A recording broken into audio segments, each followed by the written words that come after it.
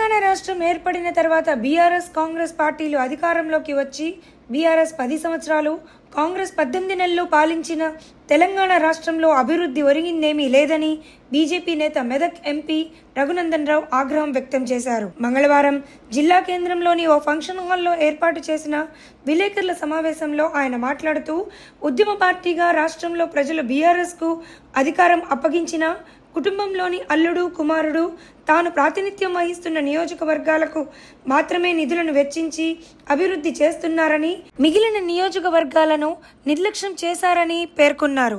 ప్రస్తుతం రేవంత్ రెడ్డి నాయకత్వంలోని కాంగ్రెస్ ప్రభుత్వం కొడంగల్ నియోజకవర్గం అభివృద్ధి చేసుకునేందుకు వేల కోట్ల నిధులను మంజూరు చేసుకోవడం జరుగుతుందని ఆరోపించారు.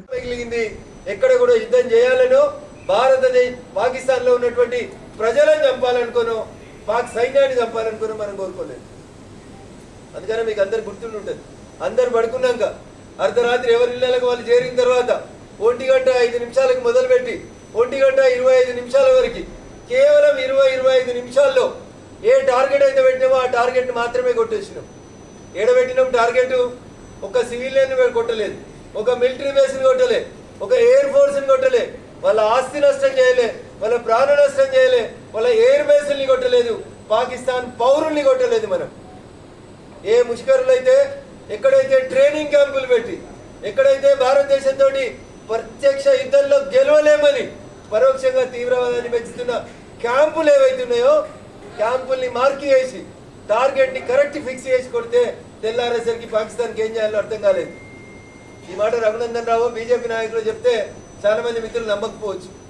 ఆఖరికి పాకిస్తాన్ ప్రధానమంత్రి కూడా మొన్న చెప్పిండు, మేము దాడి చేద్దామని అనుకున్నాం, మేము అన్ని చదువుకున్న వరకే బ్రహ్మోస్ వచ్చింది, మమ్మల్ని కొట్టిపోయింది అని చెప్పిండు. ఇంతకంటే సాక్ష్యం ఏం కావాలన్నా?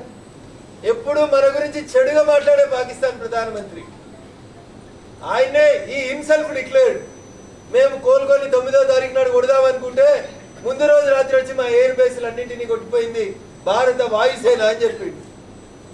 పాకిస్తాన్ వాళ్ళకి కనబడ్డది, కూలిపోయిన క్యాంపులలో ఉన్న వాళ్ళకి టెర్రరిస్టులకు కనబడ్డది భారత సైన్యం సత్తా.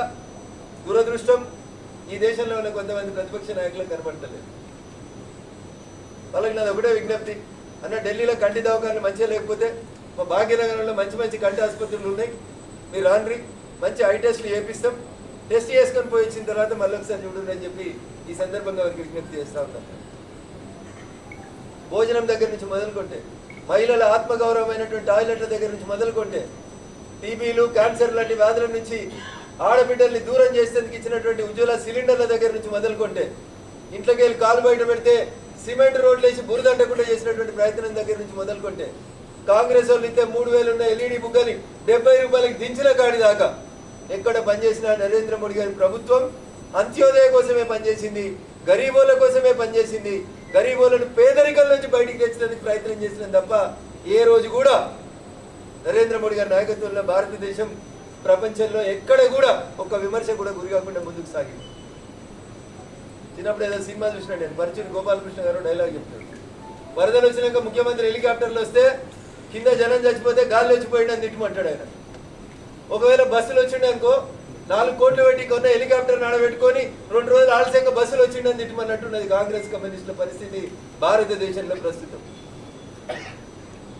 ఏది చేసినా యుద్ధం మొదలెడకపోతే 14 రోజులు ఎందుకు వెయిట్ చేసి ఉంటారు. మన లక్ష్యం యుద్ధం కాదు, మన లక్ష్యం పాకిస్తాన్ ప్రజలు కాదు, మన లక్ష్యం టెర్రరిస్టులని అతగడ్డలు చంపేసైతే గింత జల్ది అయిపోయిందా.